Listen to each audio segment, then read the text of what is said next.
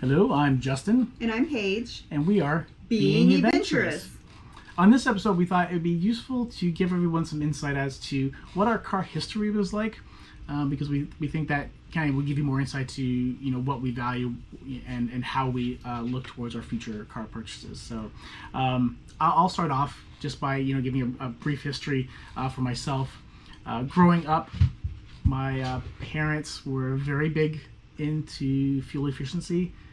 My mom bought one of the first Gulf diesels when they came into the city that we lived in, up in Canada, and then she moved up to a Jetta turbo diesel, which I absolutely loved, and so did she. And that was a workhorse of a car. It lasted a ton of years. It was crazy long lasting, and I just fell in love with both diesel and turbo diesel from that point on. So that was kind of how I got my first foray into this, and always had that up on a pedestal.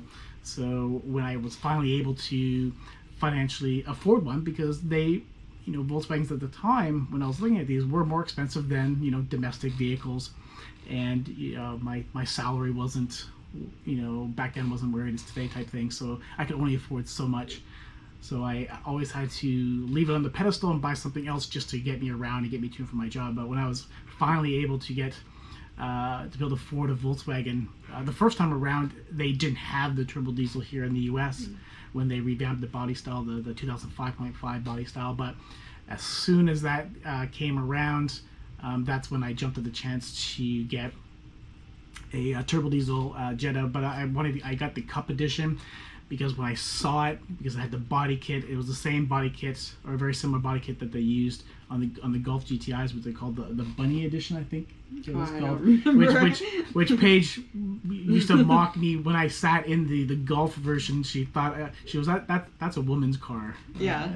So she gave me a little razz for that. But for me, it was great because it allowed me to go down that path of the fuel economy aspect, but without sacrificing the look, both from an external perspective, but also the interior, because one thing I tend to gravitate to is more of what I would call the European interior design styling. So that was really attractive to me. It had premium materials, leather, all that kind of stuff. It was fantastic. But I didn't immediately jump at it. I still did some comparison, and I was primarily looking at the Honda CR-Z at the time. And so I went to the Honda dealer, checked out the Honda CR-Z. There's a few issues though. One, it didn't have all the features that I wanted. Two, the salesperson didn't seem too interested in even finding a version that was as close as possible to the version that I wanted. And then really the third thing is, again, the salesperson themselves. When I was on the test drive, you get into conversation and try to he was talking about his background, and he just basically recently came from a used car dealership, and I immediately thought to myself, I was like, okay, that explains why this experience is happening. So I basically turned the test drive around, back to the lot, said see you later, and went over to the Volkswagen dealer and worked out a fantastic deal. That was the Sunnyvale Volkswagen, and they were fantastic to deal with. Although I think that's when I left my Sony PlayStation's license plate holder on the car. Oh, that's right. So that was my first adult experience into fuel efficiency. Yeah. What about yours?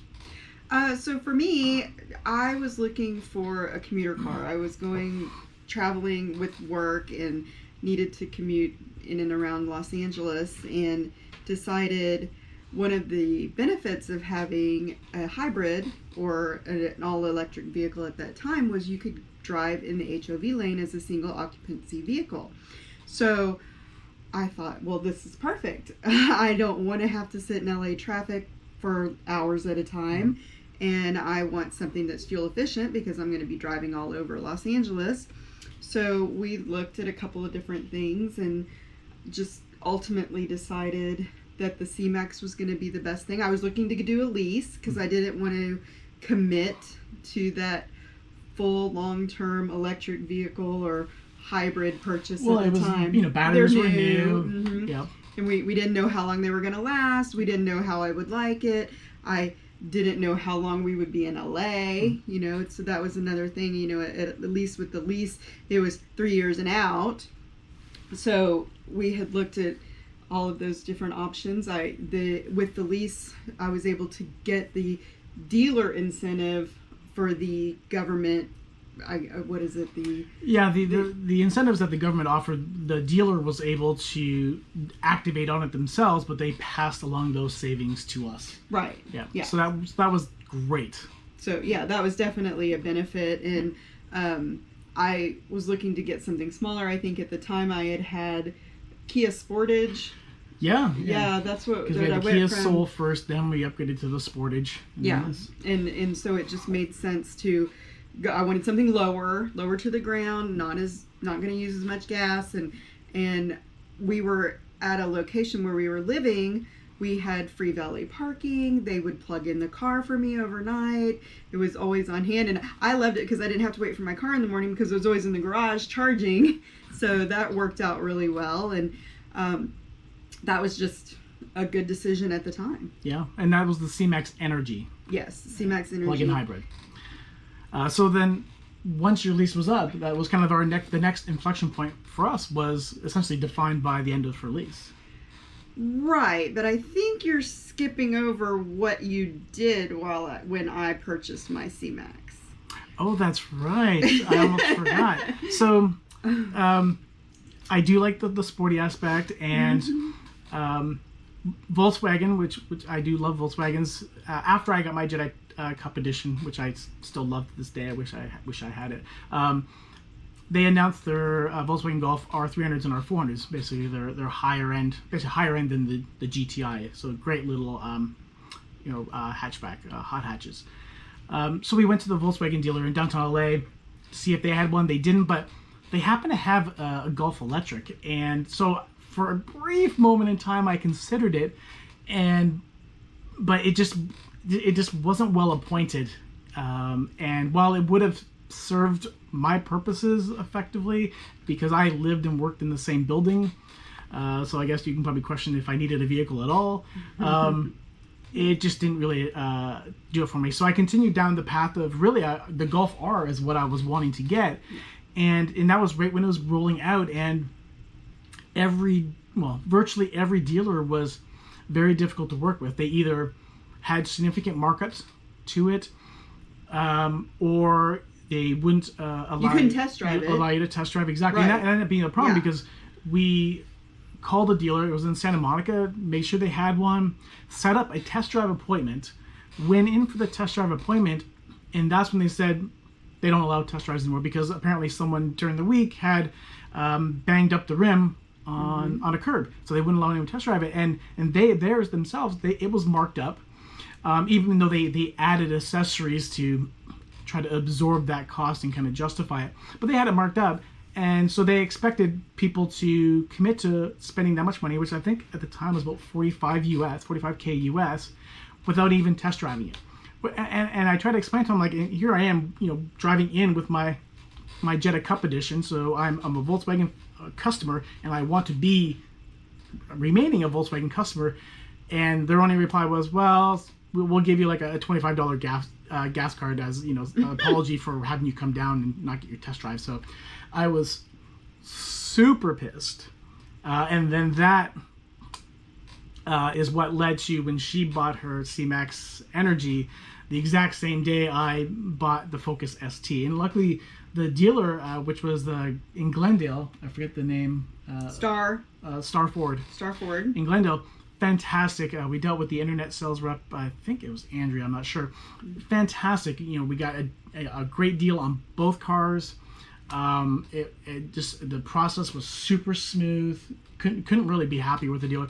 And that was right on the time where Dieselgate was happening, and I know I was worried about getting my car, the emissions renewed, because it was coming up and they were throwing out the testing guidelines, so I was going to be in limbo effectively. So I'm like, okay, you know what, before this really hits and dealers start taking that account when they're giving me a trade-in price, it just seemed to make sense. So the stars lined up. She got her C-Max Energy, and I got my Focus ST, and we were both happy campers.